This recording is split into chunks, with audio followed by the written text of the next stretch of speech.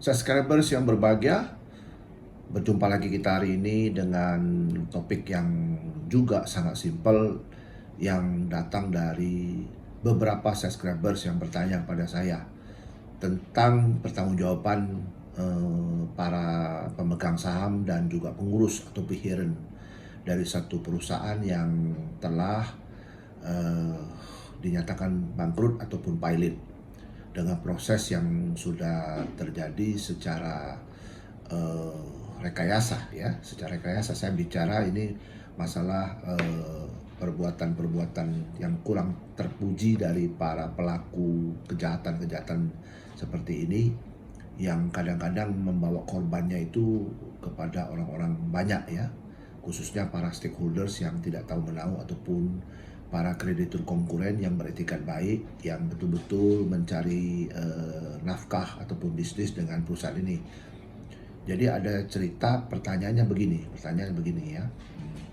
Apakah Pak boleh Pak seorang pengurus perusahaan yang juga merangkap sebagai pemegang saham? Jawabannya iya, boleh.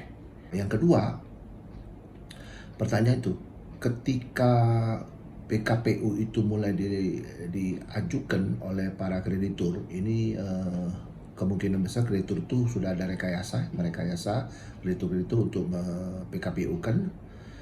Apakah boleh Pak si pemegang saham itu dengan ataupun juga yang merangkap pengurus itu ataupun pemegang saham sendiri dan pengurus itu sendiri itu keluar ataupun skip dari perusahaan tersebut?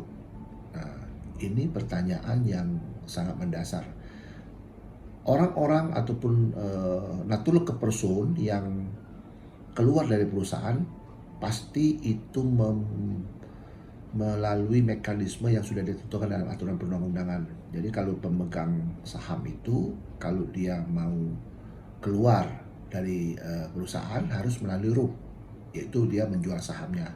Demikian juga pengurus, ketika dia mau berhenti keluar dari perusahaan itu juga harus melalui RUP. Kalau tidak ada RUP, maka tidak ada dasar hukum mereka yang escape dari hal-hal keadaan seperti itu. Malah itu akan berpotensi menjadi tindak pidana. Pertanyaan berikut, ini lebih menohok lagi. Apakah boleh Pak, atau apakah bisa Pak orang tersebut terbebas dari kewajibannya apabila dia keluar saat kepilitan itu sedang berlangsung ataupun setelah kepilitan berlaku? Ya, pastinya tindak pidananya tidak hilang. Jadi orang-orang yang sudah pensiun ataupun sudah keluar dari perusahaan itu, baik sebagai andilan ataupun pemegang saham maupun peheran sebagai pengurus, tetap bisa diminta pertanggungjawaban secara pidana. Jadi aparat penegak hukum tidak usah ragu-ragu untuk melakukan penyidikan apabila menemukan keadaan seperti ini, karena tindak pidana itu sudah selesai dilakukan. Dan tindak pidana itu pertanggungjawabannya itu pada peristiwa yang dilakukan oleh yang bersangkutan. Kalau itu dilakukan oleh badan hukum, maka yang mewakili badan hukum itu adalah para pengurus.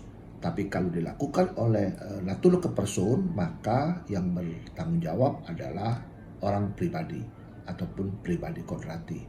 Jadi saya ulang ya, bahwa kalau ada perusahaan-perusahaan yang melakukan seperti ini ya, maka tindak pidana itu tidak hilang setelah yang bersangkutan tidak ada lagi di dalam perusahaan ataupun di dalam akte perusahaan. Karena pertanggungjawaban pidana itu bukan pertanggungjawaban sebagaimana halnya perdata, tapi pertanggungjawaban pidana itu lebih kepada peristiwanya ataupun perilaku orang-orang tersebut. Demikianlah penjelasan dari saya, mudah-mudahan ini bermanfaat dan menambah wawasan bagi kita semua. Tetap semangat dan sukses.